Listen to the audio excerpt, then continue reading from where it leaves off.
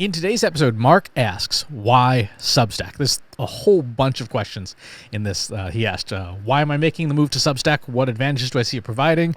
Will I continue to post my newsletter to LinkedIn? Do I expect to generate revenue? Advantages for readers. So let's tackle all this. For those who don't know, I have recently moved my email newsletter from the Mautic marketing automation system to Substack. And there's a bunch of reasons for this. When you run any kind of email system on your own server, on servers that you lease. I leased mine from Linode. You are totally in control. You have total control.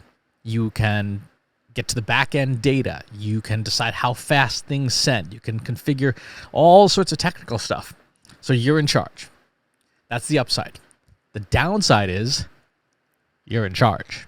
That which means you got to put up with handling all the back-end infrastructure, software patches, server admin, firewalls, installing and running the software, keeping it updated, and things like that. And that extends to even just handling and managing the newsletter list itself, how many people are subscribed, when people unsubscribe, things like that. All that has to be handled as part of the server, the machinery to make it run. The Almost Timely newsletter list is now just shy of about 250,000 people. So every Sunday, sending out an email newsletter to 250,000 people. And the server that I was hosting Almost Timely on, it struggled. It took 12 to 16 hours to send that much email because, well, it's a lot of email. It's a lot of email, and as a result, it's very challenging for the system to be able to keep up with that and to do it in a timely fashion. That was a big part. Another big reason is, again, all that admin stuff takes time. Downloading form fills from the different parts of the website, consolidating them, downloading unsubscribes, consolidating them, matching emails against blacklists and stuff to make sure that no one gets emailed who is not supposed to get emailed. That all takes a lot of time each week. It was taking close to an hour each week just to process all the data itself. And so I was like, well, could I spend my time, would my time be better spent doing something else? Of course, the answer is yes. Server admin is not generally a great use of my time when I could be creating more stuff. So that was the big motivation, was cutting down the amount of time it takes me each week to send a newsletter from about 3 hours-ish to about an hour and a half, because a good hour and a half is still making the newsletter, assembling the thing, and sending it, and coming up with the creative, putting it on YouTube, and so on and so forth. So there's all that stuff happens as well. But the admin side, the non-creative, no real value add anymore, that's gone away. So that was big. Will I continue to post the newsletter on LinkedIn? Yes, absolutely. People who are subscribed to the LinkedIn version of the newsletter will continue to get the newsletter because it would be stupid not to. Right? There's 5,000 people on LinkedIn who are reading the newsletter there. Telling them they all have to go to Substack would be stupid. Marketing 101. Meet people where they are. If people want it on LinkedIn, they get on LinkedIn. If they want it on the blog, they get it on the blog. Now it's on Substack. If they want it on Substack, great. It still shows up in the email inboxes. So it's not a change in behavior for them. That's easy. For those who use the Substack app, if you use that app as your reader, now that's an option too. There are secondary reasons to use Substack. Secondary reasons I chose to use Substack. One, it's very low cost, right? Because their revenue model is they make money on paid subscriptions, and they take a slice of the subscription. So if you charge, I think they get like 10% of the subscription, whatever it is, it generally makes sense. And as a result, because they focus on paid subscriptions, deliverability is like priority one there, because if you don't get the subscription you paid for, you get angry and stop paying for it. So they're going to do a much better job of just being super on top of deliverability than I will. Substack has an ecosystem of its own. It is part email newsletter, part blog, part podcast host, part social network. And according to them, anyway, 1 out of every 4 subscribers to a newsletter comes from their network, from other people, recommending your newsletter and so on and so forth in your network. That's a good thing. I think that's extra audience I don't have to pay for. It would be silly not to take advantage of that. Do I expect to generate revenue? Not initially.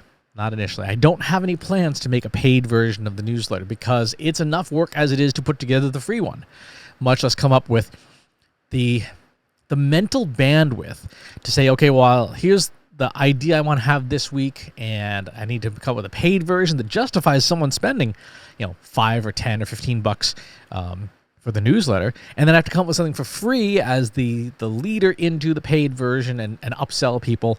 Again, I don't have time for that right now. Now, maybe, who knows, in someday I might have a Gary V style team of 31 people to follow me around and document everything and slice and dice all my content into 28 different forms and post on every social network. Maybe someday that will be the case, but I don't see that happening anytime soon. And the value of the newsletter to me and to my company, to Trust Insights, is as a lead gen source, right? It's a huge audience from which I can draw attention and put it on things like YouTube videos or downloads or gated content or just outright sales pitches like, hey, hire us to help you with your AI strategy, right? I can do that with the free newsletter list. And so there's much more value to me right now in having access to the audience to be able to occasionally pitch them things than try to make a buck here and a buck there. Now, am I leaving money on the table? Probably. I imagine I could probably get 10% of the list to pay for it, right? Now, 10% of the list, that would be 25,000 people. If I got them to pay $1 a month, yeah, that would be $25,000. That might be worth it. I don't know. But I don't plan to do that anytime soon. Things could change, though. Things could change. I can't say. I would much rather, though, pursue the route of indirect monetization and take on more advertisers. I've got some ad slots already. I'd rather take on more advertisers and have them pay to get access to the audience. What's in it for the subscribers? Well, a few things. One, it's probably going to get to your inbox more reliably. So that's kind of a big deal. Two, it does come in multiple formats. Like I don't have my own mobile app. Now I am part of the Substack mobile app. So if that's an app that you already have, and that's the way you prefer to get content, guess what? It's an automatic upgrade for you. Now you can get the Almost Timely newsletter within the Substack app and continue to have your reading where you want it to be. The other thing that I really like about Substack that, yes, there are ways to do it, but I wasn't willing to sit there and engineer it all, is the referral program. So on Substack, one of the things you can do is create a referral program, referral rewards, where people can recommend or refer subscribers to the newsletter. And when they do, they get points. They get, like leadership points. And there's a whole leaderboard and everything. But there are bonuses to people if they go ahead and do those referrals. So I have 3 tiers of referrals set up. Tier 1, for 100 referrals, you get a shout out in a YouTube video like this one. For referral 2, or for tier 2, for 200 referrals, you get a newsletter shout out. And for tier 3, 300 referrals, you get a 30-minute free one-on-one consultation with me. So any topic that's that you like within professional boundaries, you get a free 30-minute call with me. So those referrals allow me to basically help the audience market the newsletter to other people of the audience for free. It's built right in. And so that's the reason for moving to Substack. It's administrative, it is efficiencies, it is the network effect, and it is some of the features that I was just not willing to spend the time to engineer on my own. Will this be the case forever and ever? Who knows, right? It is entirely possible that something happens, that Substack says, hey, we need to make some more money. We're going to start showing ads with or without your permission. in which case that'd be a good indicator it's time to move on, right? Go to a different platform. But for now, it meets the needs that I have for my newsletter. The deliverability rates are on par with what I was getting with Mautic, but faster. So people are reading it faster and getting to the content faster, and I'm pretty happy with it. So if you're thinking about moving your newsletter and you have the same issues I do, Substack might be a good solution. If you want to take advantage of some of those features like referrals, like monetization, paid content, a built-in podcast host, that might be for you as well. And it's not the only platform out there. Certainly there are many others like Ghost, for example, that do similar things.